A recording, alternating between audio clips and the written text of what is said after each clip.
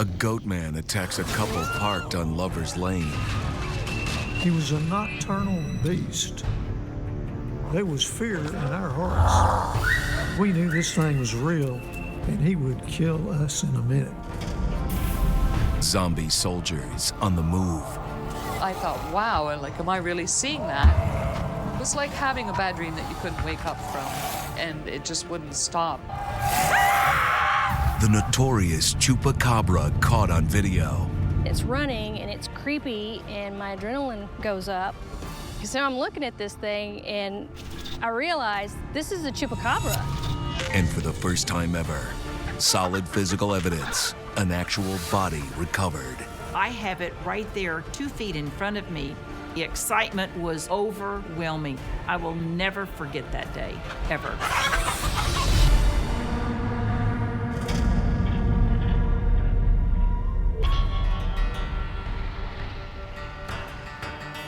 In central Texas sits the small community of Lake Worth.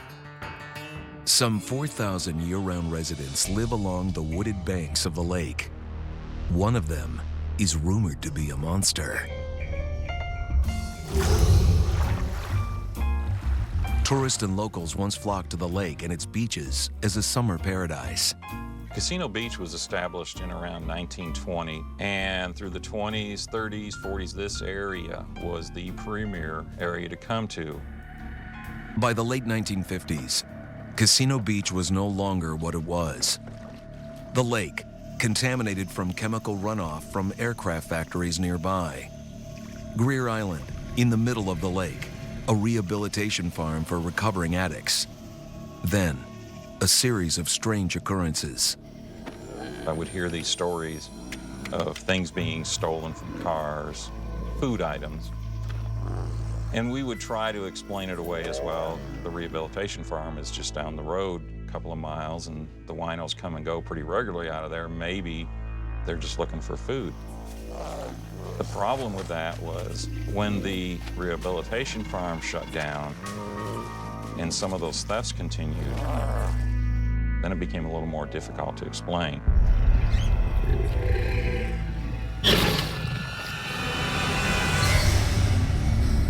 By the summer of 1969, the stories became all too real. While much of America was caught up in the excitement of Woodstock and the moon landing, a bizarre attack on a young couple out at Lake Worth's Lover's Lane would focus the town's attention on a monster.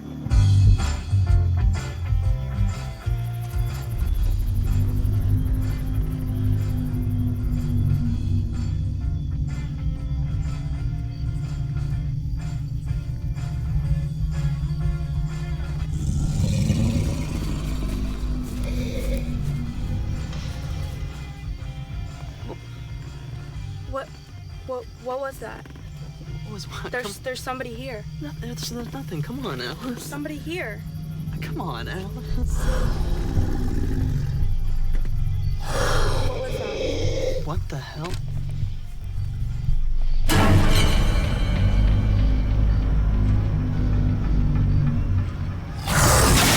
What the hell was that?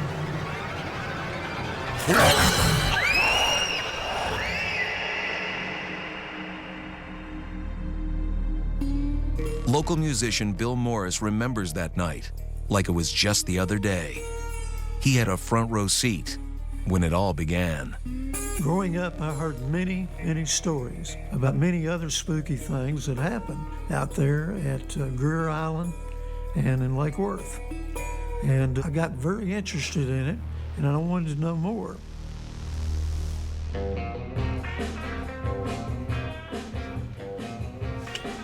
Ain't you got anything better to do on a Saturday night? Eat cake. Nothing to do around here anyway. Sorry. The night of the monster's attack out at Lover's Lane, Bill was killing time at the local diner.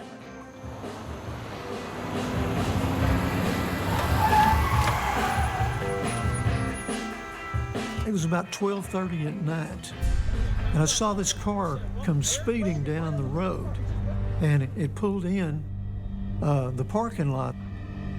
The guy was real excited. He was moving his arms around, and He's practically in tears, you know, and he was scared. You have to get out to Quero Island. There's something going on. There's something horrible going on out there. Calm down, partner. You said what? Where? He told the police, get out to Quero Island. There's something very horrible happening. He told the police that he was parked out there, and this thing swung out of the trees and landed on top of the car. Bam! Like right on top. And it reached into the passenger side. It grabbed her. This thing started reaching in the window and trying to grab her arm. He got real scared and started the car up and drove off real quick. My shirt is torn. It was hairy. I mean, it was like something out of the Black Lagoon.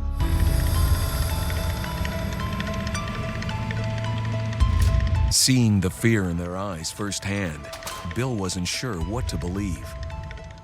I laughed it off at first, and I thought, no. But so many people kept talking about it, and it kept on my mind that, hey, there could be something real that was going on out there.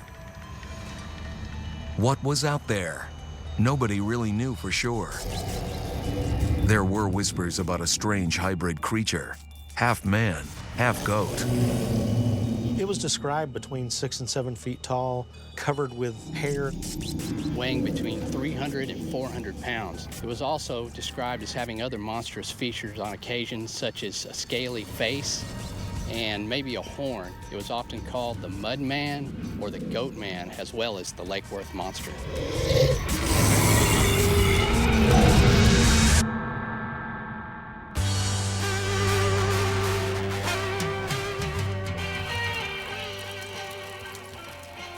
A week after the diner incident, Bill, his cousin, and 2 local girls decided to go party near an old cemetery above the lake. It's about 1 o'clock in the morning. We went up there thinking we'd see what was going on and just have a good time. These armadillos were running everywhere, and we took BB guns and started popping a few of them. All the shooting seems to have unsettled something in the woods. What was that? Did you hear that? Turn that off. Did you guys hear that?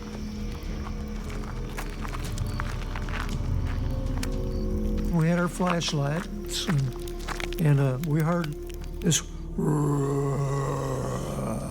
kind of sound in the trees. It was scary, really. And I know the girls, they were very much afraid.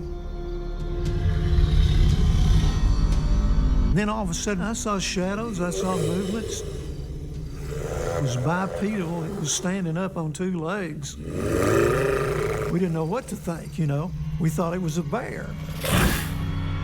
It was not a bear. And then rocks started to come.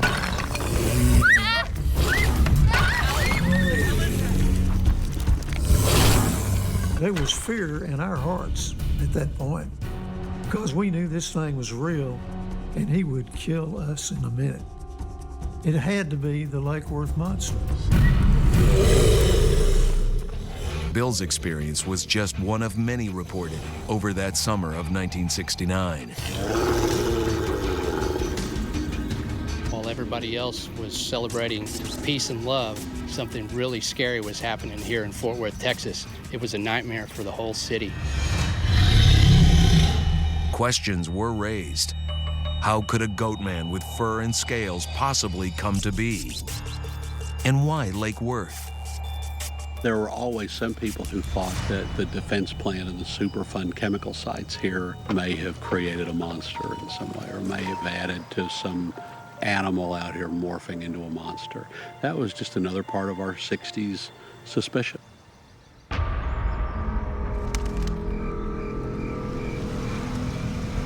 Curiosity about the monster was running rampant. I don't know if we should be here. It's fine. Just park it right here. One warm night, not long after the sightings began, locals started gathering at a gravel pit to check things out for themselves. Everyone was showing up out here with cameras and guns and just doing everything they could to spot this creature. Of course, there was the fear. what was it and would it harm somebody.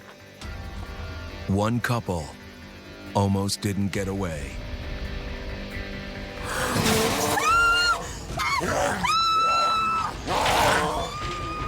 This car, the back end of it had been pulled out into the lake. The Goatman had come up there and picked it up and pulled it out there by himself out into that water. They were scared for their lives.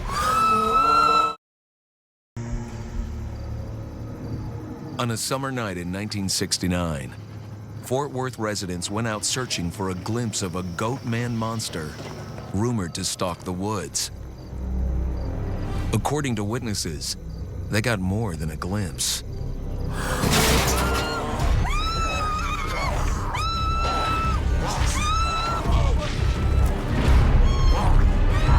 Someone saw it run across the road, ran up on the edge of the rim of this tall pit, and was seen running back and forth. It picked up a huge tire and launched it. It flew about 400 feet above everybody's head, landed in the other side of the pit, and of course, everybody just ran. The Lake Worth monster was the front page story on the Fort Worth Star-Telegram on July 10th and July 11th of 1969. This was a horror story because the creature had displayed aggression towards people. So naturally, people were leery about going out at night. Was all the worry for nothing? Almost as soon as it appeared, the Goatman was gone. People in the area say that the Lake Worth monster went into hiding after 1969. Nobody's ever found any bones. Nobody's ever found any tracks. It was a mystery in 1969, and then where did he go is another mystery. It would be another 2 decades before anyone had an answer. Texas local Doug Sheldon is a married father of 2. The hardworking truck driver has always had a fascination with the unknown. When I was a kid, I believed in the monsters. Of course, Bigfoot, Loch Ness Monster, but that was about it. I didn't know of any other monsters that were out there. By the 1990s, the Goatman's mischief at Lake Worth was a distant memory. Doug Sheldon never imagined this monster would enter his world. The summer after high school, we were all just having fun. We'd go camping a lot, and Mount Nebo was a place that we'd sneak up to. It's just a private ranch. That whole surrounding area is mesquite trees, cedar trees, just a lot of brush. Summer 1990. Doug Sheldon arrived to the outskirts of the ranch around 10 p.m. From there, he hiked on foot to meet his friends. To get to the mountain, you have to go through a section of barbed wire. That's how they keep a lot of their, their livestock. And once I got through there, then it's just a matter of wading through all the bushes and trees. About halfway up the hill, I heard a noise like branches breaking. I started going towards it, thinking, okay, maybe that's my friends over there. They might be hiding from me because they think I'm the rancher. Hey, guys. I'm calling out quietly, and nobody responds. And I happened to look up, and that's when I saw a dark shadow right underneath the tree. I knew I was looking at a monster. I mean, this thing was big, and it was ugly. He was about 6'8", he was furry, and had little horns, maybe 6 to 7 inches. I mean, my stomach just dropped. I was just stunned. I was like paralyzed. I didn't know what to do. It moved towards me. I was gone. It was fight or flight, and I chose flight. Later, Doug found his friends. They'd never gone up to the mountain that night. I told them there's a monster up there. And my friends, the skeptics, they were laughing. They're like, oh yeah, what did it look like? He's a boogeyman. Come on, let's go. Wanting to prove that what he had just seen was real, Doug suggested they return to the mountain. The moon was behind the mountain, so there was a silhouette. See? There it is.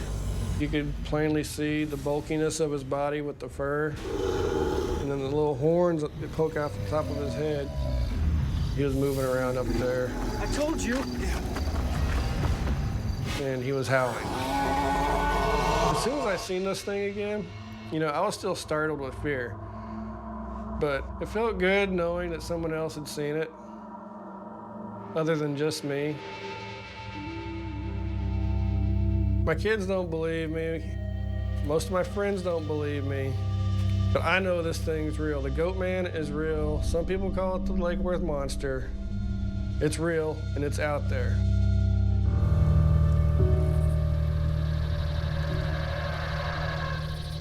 To this day, tales of the Lake Worth monster are still passed among Texans. I would tell non-believers that there is something out there. And I guarantee you, we don't know everything about those things. And creatures like the Lake Worth monster, they exist.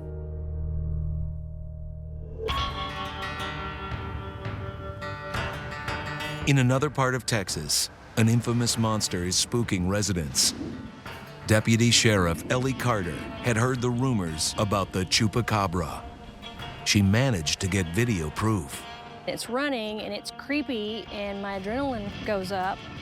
I kind of had a pit in my stomach because I wasn't quite sure what it was capable of.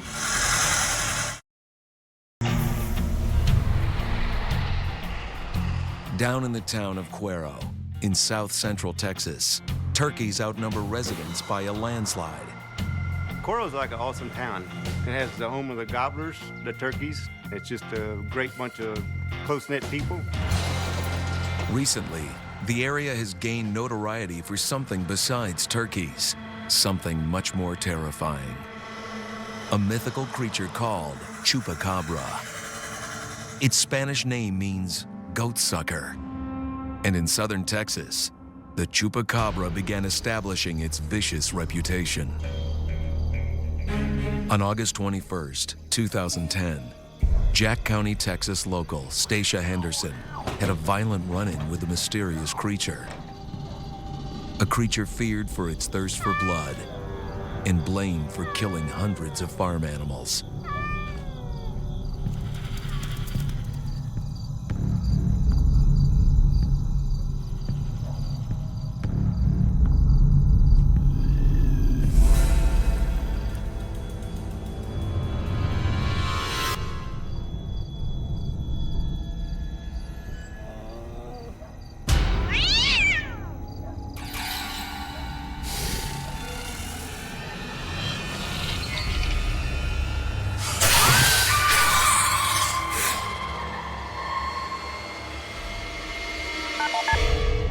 Jack County 911. There's a wild dog that looks half starved, and I think it might have rabies. I mean, it's not even a dog. It's got fangs, and it just bit a complete hole in my hand.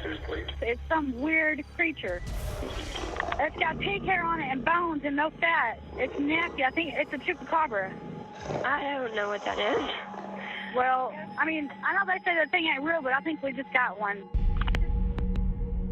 When the sightings took place, the town went bizarre. It went crazy. There was stuff all over the news. The cops were going crazy. They were trying to spot these things. Instead of the normal hunting, people started hunting the Chupacabra. But the Chupacabra is very hard to come by. Nobody knows what this animal does. He's not scared of the human. He's very elusive. He's very quiet. Few have been in the presence of a Chupacabra long enough to get a look. Deputy Sheriff Ellie Carter actually managed to come away with video proof. Growing up and being of Hispanic origin, as children we were told the story of the Chupacabra, goat sucker, fairly often to keep us inside the house at night. And I really didn't put a whole lot of stock in it until I saw it for myself. August 8th, 2008. The air was dry and still as Ellie and her partner, Brandon Riedel, were nearing the end of their shift. I wish I was home. You mean you're not enjoying the big-time police action, rounding up cattle? We received a call of loose livestock. We were actually checking both sides of the road to see if we could find tracks of cattle that had been out. And as we came around the curve, I saw this thing sitting in the road on its hind end, and Brandon hit the record button on the dash cam so that we could document the incident. What is oh, man. Woo! It's running, and it's creepy, and my adrenaline goes up, and it was just all very bizarre.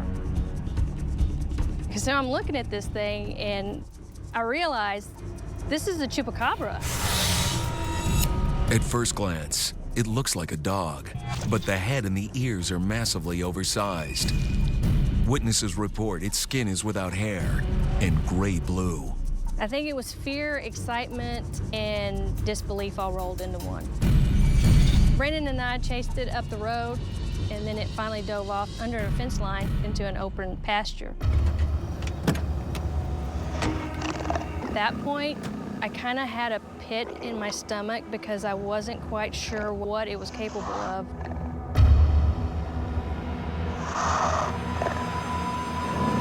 We had witnessed something that very few had. I would say that I'm a believer that this creature exists. The Chupacabra exists. Even with the video evidence, questions remain. How is the craven creature in Texas related to the infamous Chupacabra seen decades earlier? In this version, the monster moves on two legs. Its back is covered in sharp spines. There's a large alien-like head and huge glowing eyes. Its feeding habits are downright disgusting. This thing grabs the animal. It has a anteater-like tongue that goes into one of these puncture wounds from the claws, somehow searches through the body and extracts strips of organs. The bizarreness of the entire thing is way more interesting than the idea of a vampire sucking blood out of an animal. It's totally unheard of, completely. This Chupacabra first gained notoriety in Puerto Rico. That's thought to be the heart center of the Chupacabra activity. This Chupacabra, for the people that have witnessed it, is probably the single most terrifying thing they've ever seen in their life. February of 1996, Joe Palermo began interviewing Puerto Rican officials and residents. It's exactly about 6 months ago that the complaints started coming from all over the place here. Farmers were complaining about the so many animals that appear to be killed by this creature. A local woman heard the Chupacabra screeching on her roof. My sister, don't open the window because the Chupacabra is into el techo. Then this woman saw the creature in her yard one night. And the eyes were lit. Madeline Tolentino was looking out her window when a Chupacabra attacked a young boy on a bike.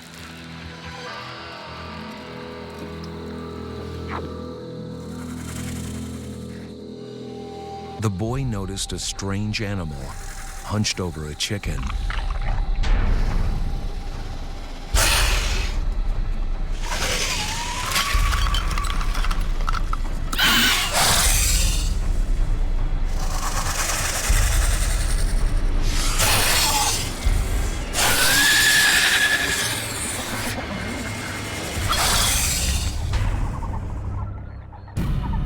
While the sightings in Puerto Rico faded, a few years later, rumors about the Chupacabra emerged in Quero, Texas. The Lone Star variety is physically distinct, a sort of skulking, deformed coyote with its large fangs, glowing eyes, and predilection for blood. Locals in Texas are convinced it's the goatsucker. Is this animal actually licking the blood out of the chickens? Dr. Phyllis Canyon not only saw this creature around her ranch, for the first time ever, she recovered its body. It was so close, I thought all this thing has to do is lurch to me, and I could be history.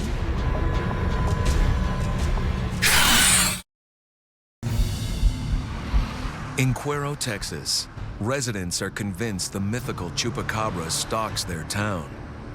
It kills their livestock, drains the blood, then vanishes.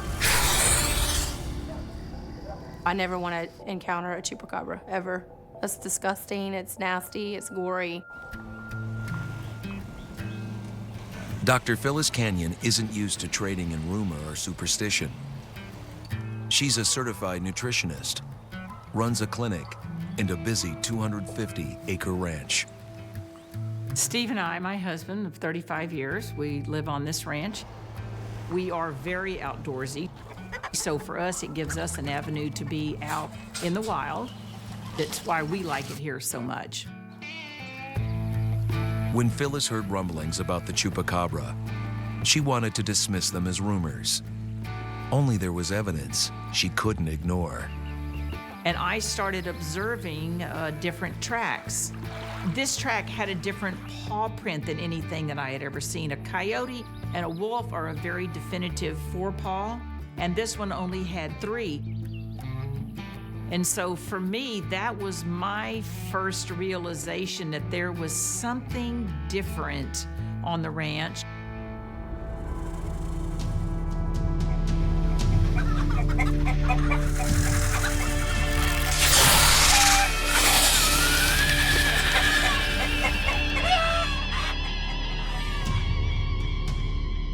One morning just after sunrise, she went to check on her chickens.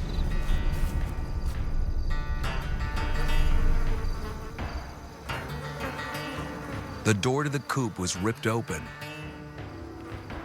Many birds were dead. Whatever animal it was that came in and did it, tore a small opening into the chicken pen, reached in, grabbed it, pulled part of the chicken out, opened it up, drank the blood, licked the blood out of it. It was obviously not interested in the meat, and that's why the carcass was left. This level-headed rancher was now worried. Whatever it is might come back for more.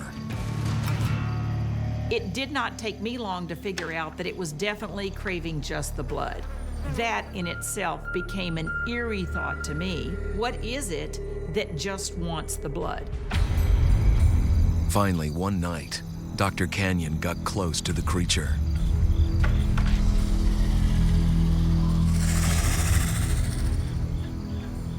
And to think that I am walking in unprotected, not knowing if this creature was vicious or if this creature is sick.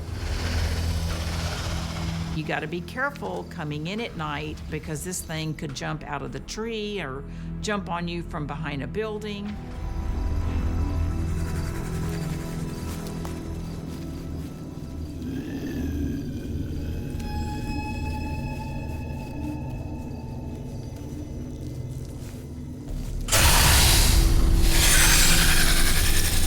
I was awestruck, honestly. I was awestruck.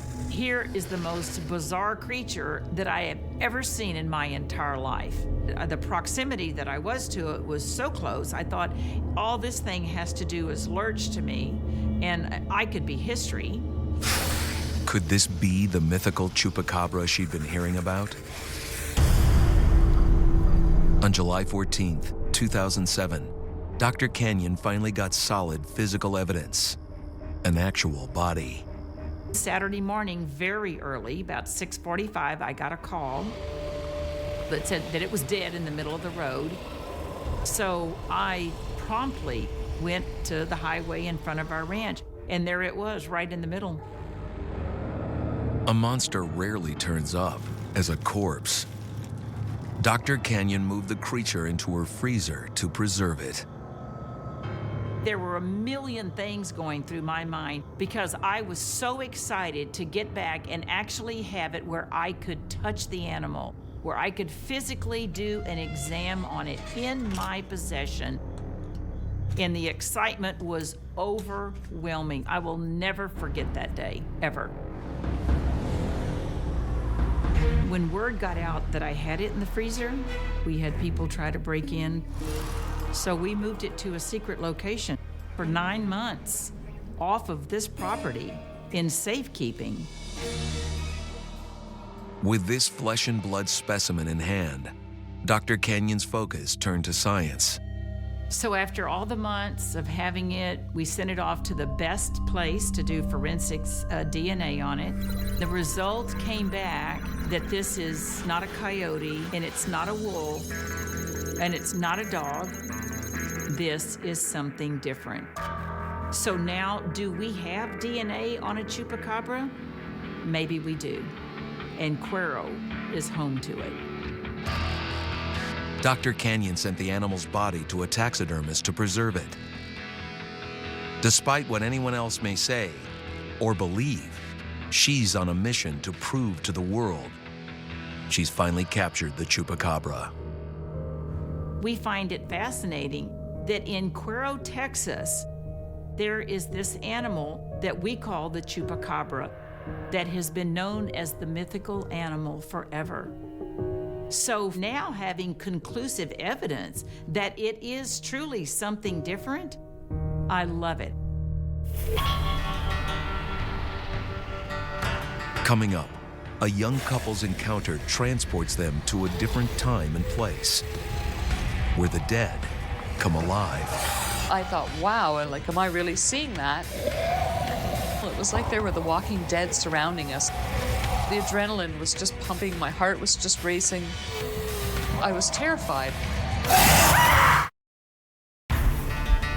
Texas is big, over 250,000 square miles. In southern Texas, the city of Brownsville feels like an entirely different place. It's still not touched by modern times. We still have an airport that was built over 60 years ago.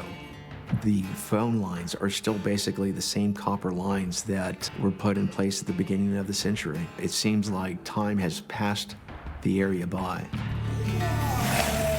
The perfect conditions for monster legends to grow. Then, add a history of bloody conflict. Back in the 1800s, there was several wars fought there. The Mexican-American War, the Civil War. There was a lot of death involved, and because of that, you know, there's a lot of weird events that people report to this day that, you know, they're unable to explain. The problem here, the dead don't stay dead. That night is a night I'll never forget because it was my first real paranormal experience of physically seeing something with my own eyes that couldn't be explained. Meet Barb Dexter, once married to truck driver Cameron Dexter. Back when they first met, life was an adventure, but always grounded in common sense. As a child growing up, I heard different little folklore and different little stories about monsters and campfire type tales, but I was always a skeptic about stuff. One summer night in 1985, that skepticism would be tested. We were about 18, we were high school sweethearts, and we had just started living together. And he had got a job truck driving, and every once in a while for something to do, I would go with him just to keep him company. This time, the destination was Brownsville, Texas. That day we had went to Brownsville to pick up a load. Hey baby, can you hand me that towel in there, please? They were running late, so we had to sit around and wait. And during that waiting period, we decided to go to one of the local truck stops and wash the truck. You know, this trip to Texas is going to be a really long ride. What are you going to do with all that alone time on the road? Well, I know what we can do. The truck was Cameron's pride and joy. The truck was a big transport truck, and it had the snub nose with the bunk in the back. It had a Confederate flag on the cab on the side. It was like a sticker that somebody had put there at one time. It wasn't until late in the evening they finally hit the road. We decided that it was getting too dark and we were both pretty tired. So he just looked for a little side road to pull over on so we could just sleep for a few hours.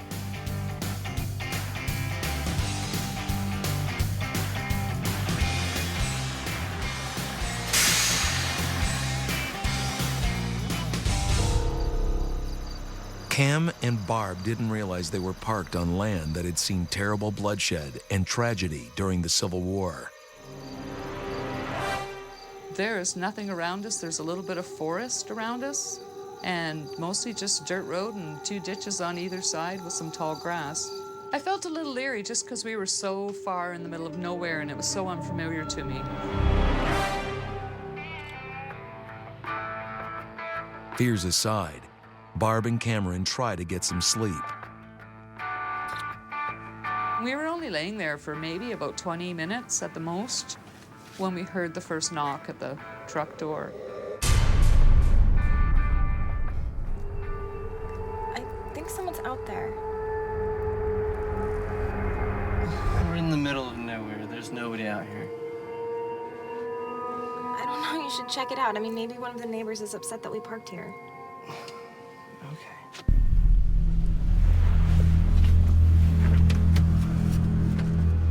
Moments later, the couple is startled when they look out the window.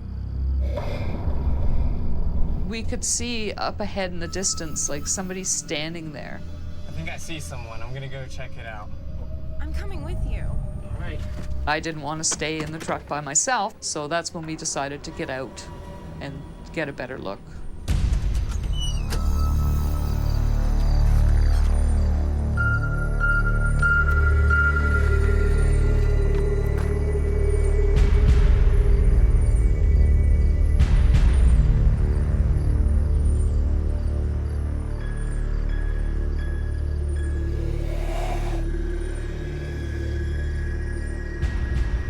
Barb and Cameron walk up the road and see a light up ahead. Look, I think it's a porch light. I see it. Let's go.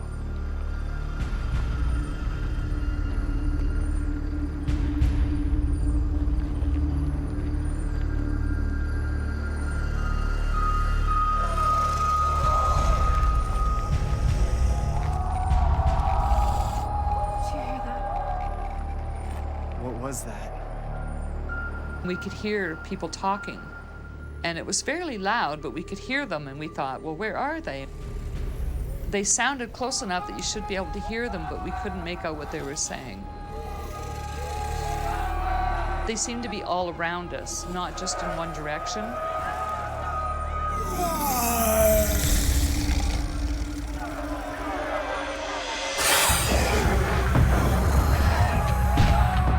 Panic sets in. They all seemed like they were wearing the same thing. You could see it was like a darker military uniform. They were soldiers, but more dead than alive. We could see them and we could hear them, and we were just thinking, what the hell? Like, is this like a zombie apocalypse? Let's head back.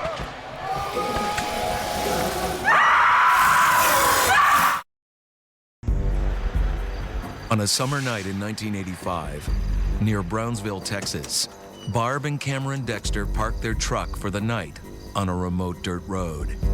Muffled voices draw them outside. Do you hear that? And as they investigate, they're soon surrounded by soldiers from another era with no business being alive.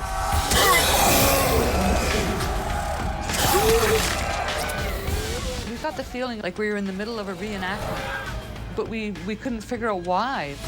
Let's head back. They didn't know it, but Barb and Cameron were parked on one of the Civil War's most tragic battlefields. The Battle of Palmetto Hill started on May 11th, 1865, 34 days after Robert E. Lee surrendered to General Ulysses S. Grant in Virginia. All of a sudden, without the Confederates' knowledge, the Union force comes in and starts invading their territory. The bloodiest war in America's history had officially come to an end. But in South Texas, tensions boiled over. Men were dragged into battle all over again. You had these men, these Tejanos, who didn't want to fight, were told to fight, and they did their duty, and the sound of retreat happens, and they start running away because that's what they're supposed to do. And here's the Confederate cavalry running up on them and shooting them in the back. Angry, unsettled zombies still fighting the Civil War. It was something definitely paranormal. We gotta get out of here. It was like there were the walking dead surrounding us, and it was just freaking me right out. The terrified couple try to get back to the safety of their truck.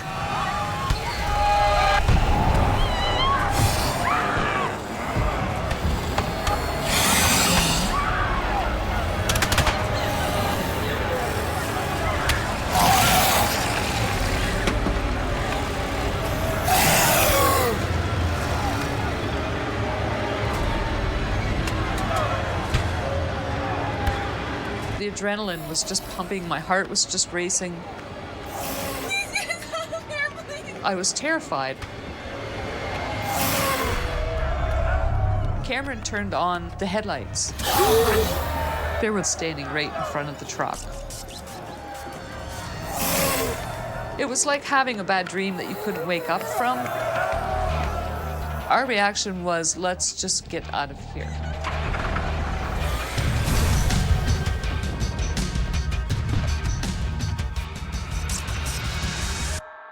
The open road never looked so good. They might have dismissed it all as a bad dream or some bizarre trick of the eye until they got a look at their truck the next morning.